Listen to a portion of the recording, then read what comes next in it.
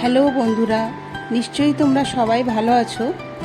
আজ হাররোজ কিচেনে নিয়ে চলে এলাম খুবই সহজ পদ্ধতিতে চিকেন কারি রেসিপি। একবার আমার মতো এইভাবে চিকেন কারি বানিয়ে দেখবে, আশা করছি সবার ভালো লাগবে। এখানে আমি 500 গ্রাম চিকেন নিয়েছি। এই চিকেনের মধ্যে আমি সব মশলাগুলো ম্যারিনেট করে আধ ঘন্টা রেস্টে রেখে দেব। 4টে মিডিয়াম সাইজের পেঁয়াজ কুচিয়ে দিয়ে দিচ্ছি।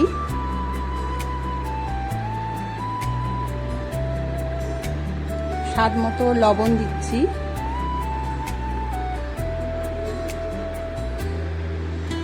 পরিমাণ মতো হলুদ গুঁড়ো দিয়ে দিচ্ছি। এই হলুদ গুঁড়োটা বাজারের কেনা, আর বাকি মশলাগুলো কিন্তু আমার বাড়িতেই বানানো। 1 চামচ ধনে গুঁড়ো আর হাফ চামচ জিরে গুঁড়ো দিলাম।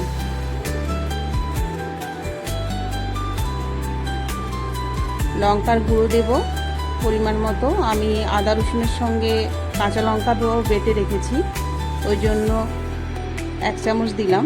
ঝালটা যে যার পছন্দ অনুযায়ী দেবে।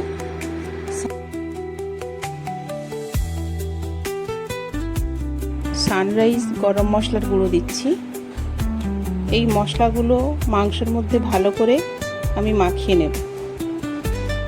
ভালোভাবে মাখানো হয়ে গেলে আমি আধ ঘন্টা রেস্টে রেখে দেব মাংসটা।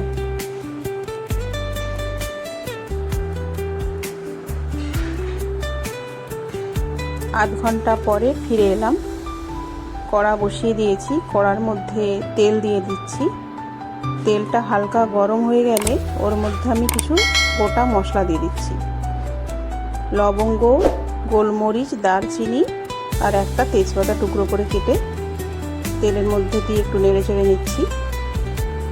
তারপর আমি মাংসগুলো তুলে দিচ্ছি ওই কড়ার মধ্যে।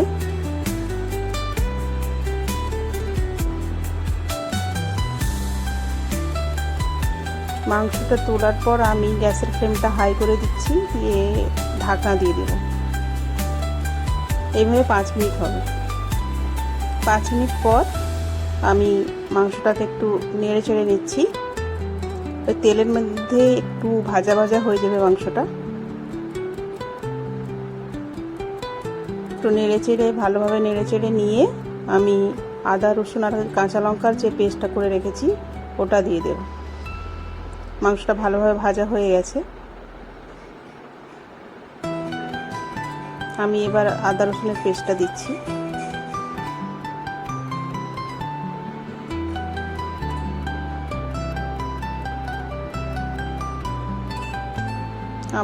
আবারও আমি নেড়ে চেড়ে নিচ্ছি। এভাবে আরও 2-4 মিনিট কিন্তু নেড়ে চেড়ে নিতে হবে, না হয় আদা রসুনের যে কাঁচা গন্ধ থাকে ওটা রয়ে যাবে। 2-4 মিনিট নেড়ে চেড়ে নিয়ে আবারও আমি ঢাকনা দিয়ে দেবো মশলাটা কষানোর জন্য। ঢাকনা দিয়েও 2-4 মিনিট অপেক্ষা করতে হবে। পুরোটাই কিন্তু ধিমি আঁচেই হবে।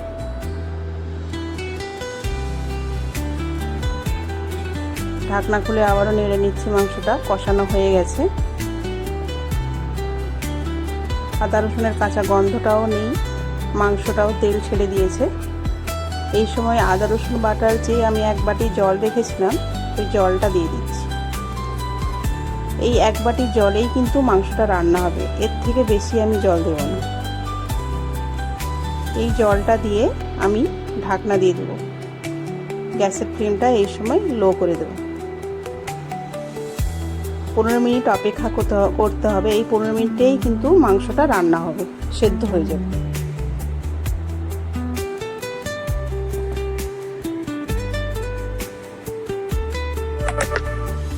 15 মিনিট পর ফিরে এলাম।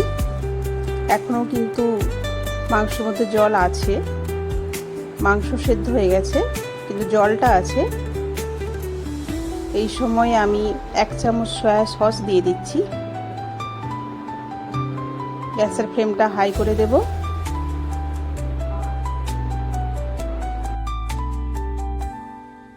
মশলাটা যতক্ষণ না মাখো মাখো হয় ততক্ষণ এইভাবে নাড়তে চাড়তে হবে।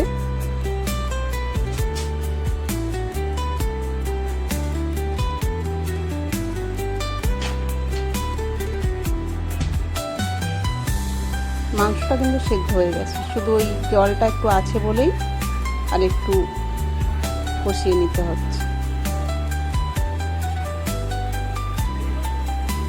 এবার আমি আবারও ঢাকনা দিয়ে দেবো, আবারও কিছুক্ষণ আমি অপেক্ষা করব। দেখো এবার কিন্তু মশলাটা মাখো মাখো হয়ে গেছে, আর বেশি সময় লাগবে না। ঢাকনা দিয়ে আমি দমে রাখবো 1 মিনিট। গ্যাসের ফ্লেমটা লো করে দিচ্ছি।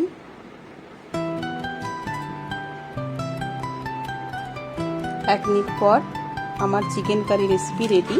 এবার আমি সার্ভ করব। গ্যাসটা অফ করে দিচ্ছি। এইরকম ভালো ভালো রেসিপি যদি দেখতে চাও অবশ্যই আমার পেজ ফলো করবে। এই ভিডিওর ডেসক্রিপশানে লিংক দেওয়া আছে, ভালো লাগলে বন্ধুদের সঙ্গে শেয়ার করবে, আর যদি নতুন হও সাবস্ক্রাইব করবে।